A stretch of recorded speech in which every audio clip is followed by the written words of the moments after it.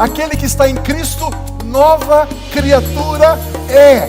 Tudo aquilo que o velho Adão introduziu na terra fica para trás.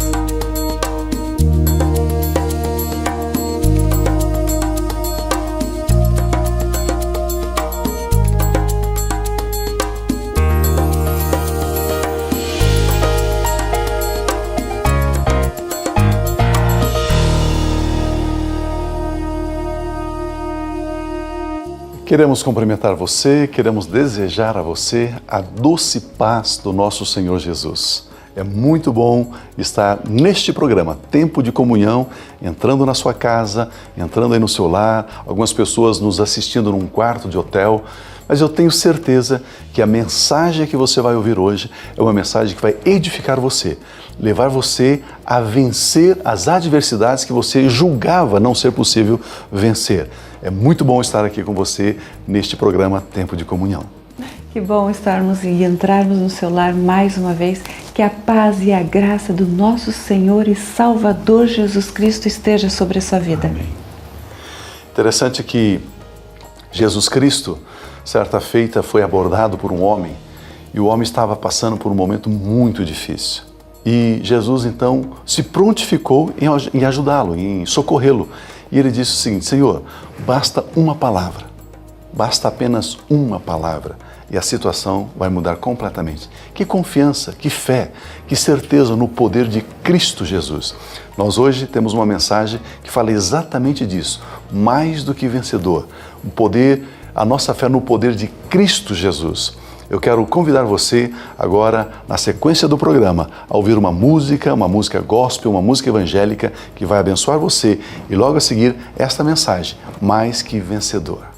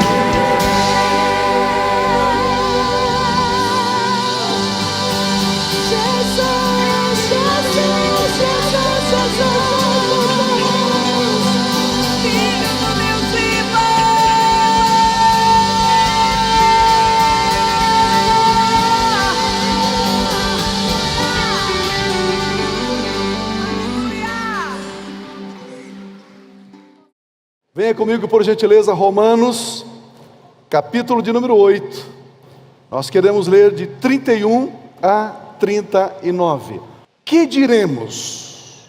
Pois, diante dessas coisas, se Deus é por nós, quem será contra nós? Aquele que não poupou o seu próprio filho, mas o entregou por todos nós, como não nos dará juntamente com o seu filho, com Jesus, e de graça todas as coisas?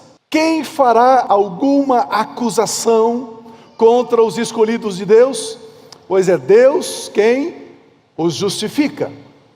Quem os condenará? Foi Cristo Jesus que morreu, e mais, que ressuscitou e está à direita de Deus, e também Jesus intercede por cada um de nós. Quem nos separará do amor de Cristo? Será a tribulação?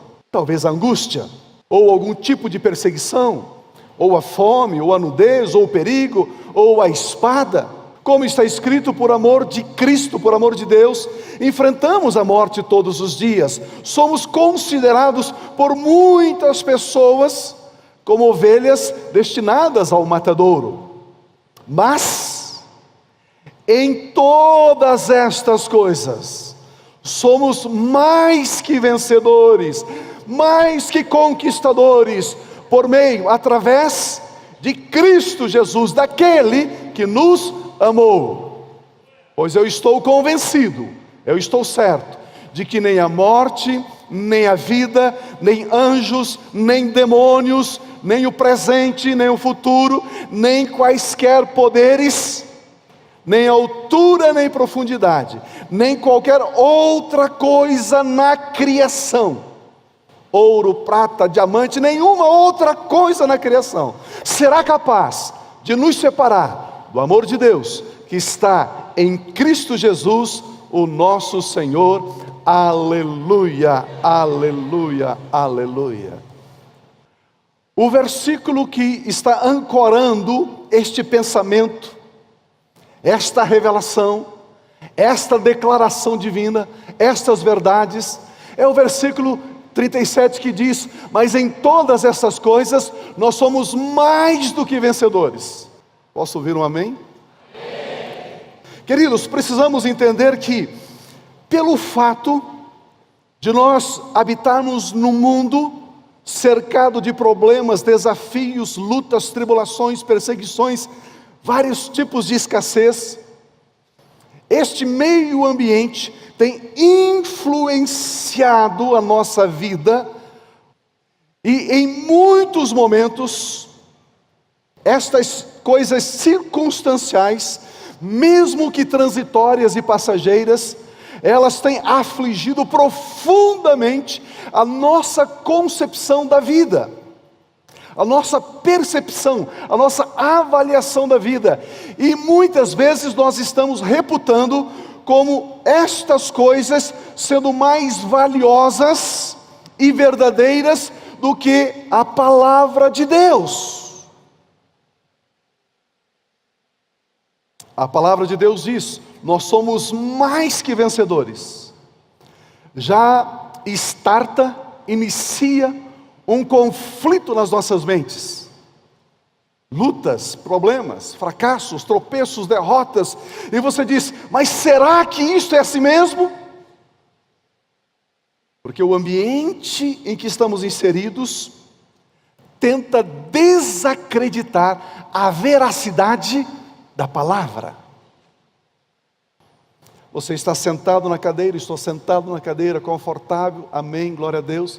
Essa cadeira concreta é concreta, ela existe, ela está aí, ela está aí. Vamos pegar essa cadeira que é tão concreta, tão sólida, vamos ali fora no pátio, vamos encharcá-la de álcool, jogar um palitinho de fósforo, e eu pergunto para você daqui meia hora: cadê essa cadeira que é tão sólida, tão sólida, tão sólida? Você vai dizer: olha, queimou, derreteu, era plástico. E eu pergunto para você: vamos então destruir a fé, a esperança, o amor? Você diz: eu não consigo. E eu lhe pergunto: o que é mais sólido? Aquilo que você consegue destruir ou aquilo que você não consegue destruir? Mas pelo fato de vivermos esta ambiência terrena, nós somos bombardeados, como eu disse, com tribulações, lutas, reveses, e estas circunstâncias tentam nos convencer de que elas são verdadeiras, elas são as realidades, e que o que a palavra de Deus diz não é verdadeiro, não é a realidade. O que nós vemos, o que nós ouvimos, o que tocamos com as nossas mãos, não significa que seja mais real do que o que a palavra de Deus declara. Este versículo: em todas essas coisas, porém, somos mais que vencedores por meio de Cristo Jesus, que nos amou. Este versículo fala de algo grande, de algo muito grande, de algo poderosíssimo. Mais que vencedores. Este é o primeiro ponto, o primeiro pensamento. Você entende esse versículo? Em todas essas coisas nós somos mais que vencedores. Você entende? Não, você não entende. Mas com a graça de Deus eu quero explicar ele para você. Esse versículo está dizendo que existe uma linha de batalha, uma linha de conflito, de luta, de guerra, e que eu e você estamos além desta linha. Esse texto está dizendo que a batalha, ela ocorre atrás de nós e ela não nos alcança. Esta batalha, ela não nos atinge. Esses tempos atrás, todos nós vimos pela televisão uma tragédia chamada tsunami. Algo terrível, destruidor, avassalador. Aquelas ondas vindo com força, com ímpeto, dando contra carros, casas, e aquilo tudo parecia de papel, de plástico, tudo de brinquedinho. Barcos enormes, pesando toneladas, eram levados como se fossem nada, pelo poder daquelas ondas, pelo poder do mar, invadindo a terra. Algumas pessoas, porém, estavam num lugar alto, num elevado, numa pequena colina, e lá de cima, elas filmaram, elas testemunharam a destruição que estava acontecendo lá.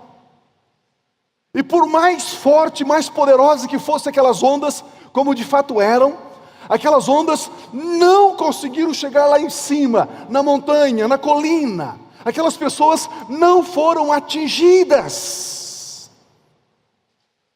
É isso que a Bíblia está dizendo. Nós somos mais do que vencedores. Nós não somos atingidos pela tribulação, pelo revés. Nós não somos atingidos pela doença. Nós não somos atingidos pela miséria. Nós não somos atingidos pela escassez. Nós não somos atingidos. Nós estamos nos lugares altos.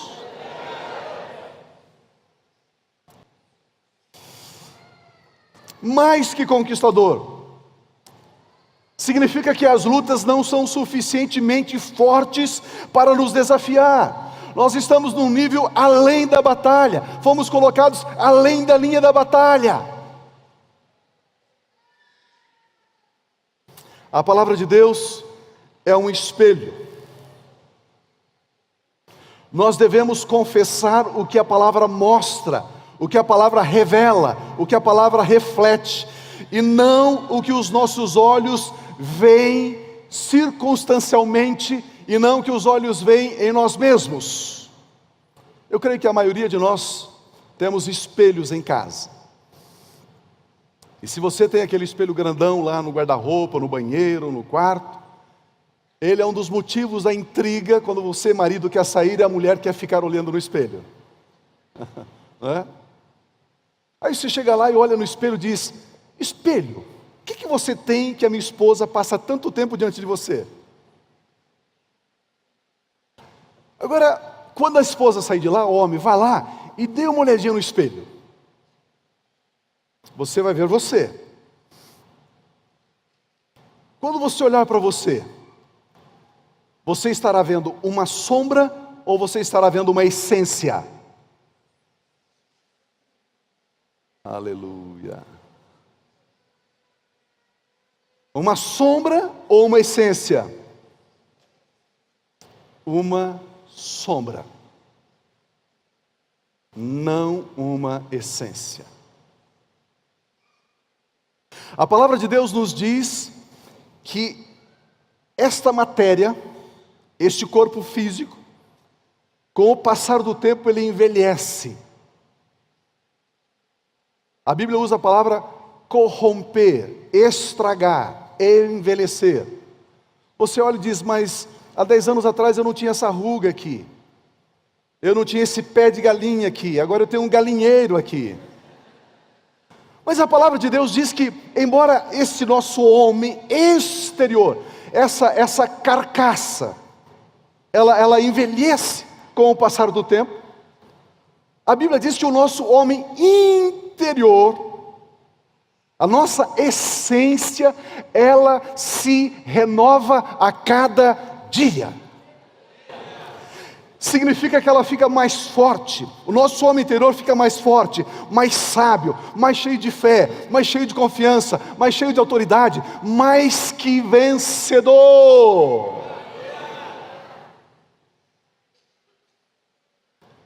E uma das nossas brigas mentais e intelectuais, das nossas elucubrações, é que nós reputamos a sombra como sendo mais importante do que a essência. E Deus está nos dando grandes vitórias na essência, mas nós prestamos atenção nas derrotas da sombra.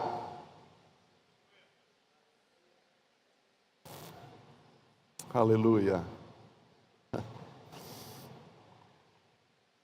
Não podemos usar as nossas imperfeições para julgar, condenar e desacreditar a perfeição da palavra de Deus.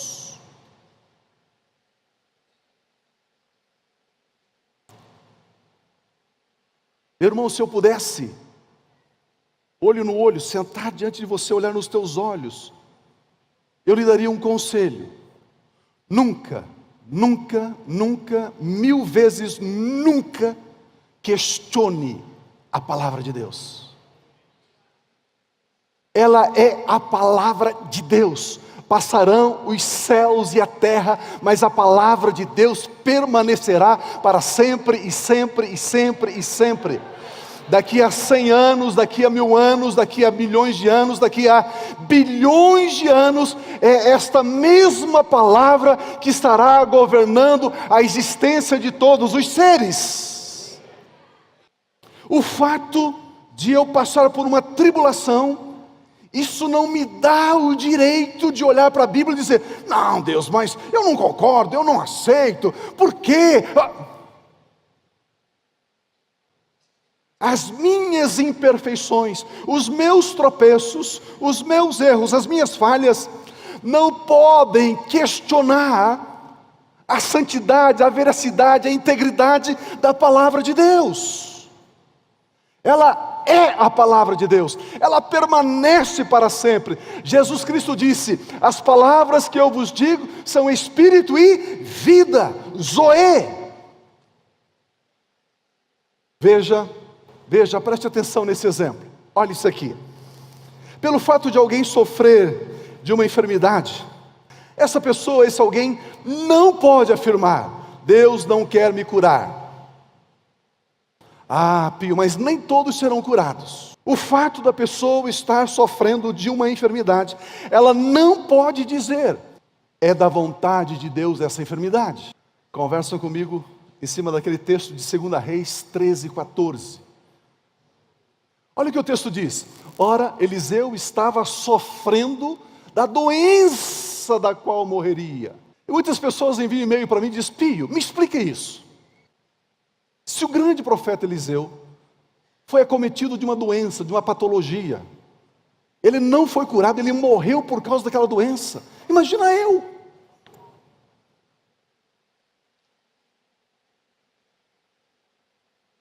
A minha pergunta é: o profeta Eliseu, ele viveu antes ou depois de Cristo?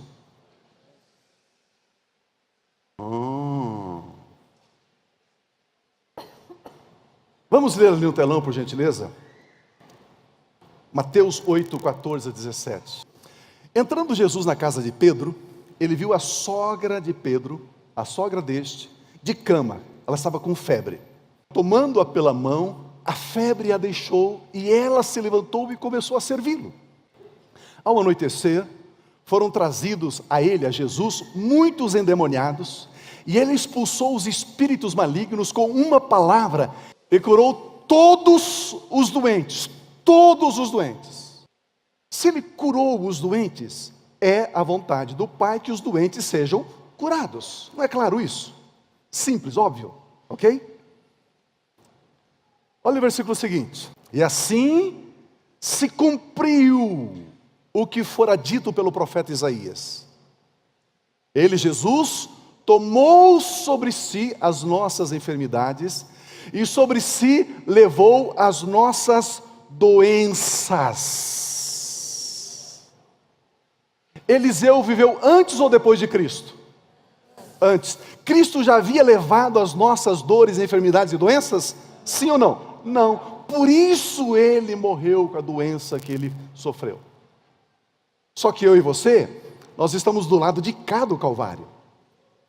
Pelo fato de estarmos do lado de cá do Calvário, existe uma palavra a meu respeito e a seu respeito, que o nosso Senhor Jesus, Ele já levou as nossas dores e as nossas enfermidades. Por isso, se eu passo por uma enfermidade, eu não posso declarar, é da vontade de Deus que eu esteja doente. Deus, Ele não cura todos. Eu não posso declarar isso, porque se eu declarar isso, eu estou declarando algo contrário à palavra de Deus. E a minha experiência não pode questionar e muito menos tentar invalidar a palavra de Deus. Quando a palavra de Cristo, Jesus, habita ricamente em nós, quando nós nos submetemos radicalmente, absolutamente, à palavra de Cristo Jesus, e quando a palavra de Cristo Jesus domina todo o nosso ser, então, eu posso dizer, eu sou mais que vencedor.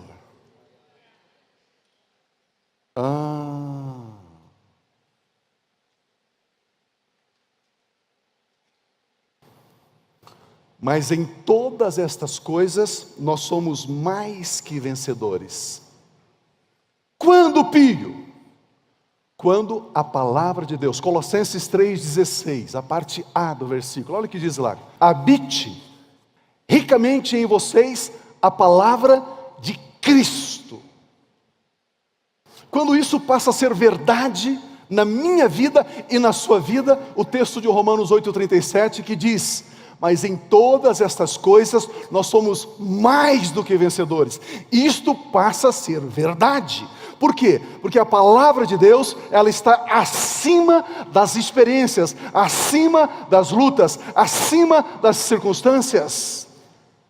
E quando você entende isso, e quando você se submete à palavra, quando você honra a palavra ocupa um lugar de proeminência, de primazia na sua existência, na sua vida. E aí quando você quer algo, você declara a palavra. Quando você precisa de algo, você declara a palavra. E no momento seguinte, você vai testemunhar o resultado daquilo que você declarou, porque é a palavra, e você crê na palavra. As circunstâncias para você, elas não têm tamanha importância, elas não são tão reais quanto a palavra. E aí você diz: o Senhor é meu pastor e nada me faltará. Deitar-me faz em verdes pastos, Ele me guia pelas águas tranquilas, Ele refrigera a minha alma.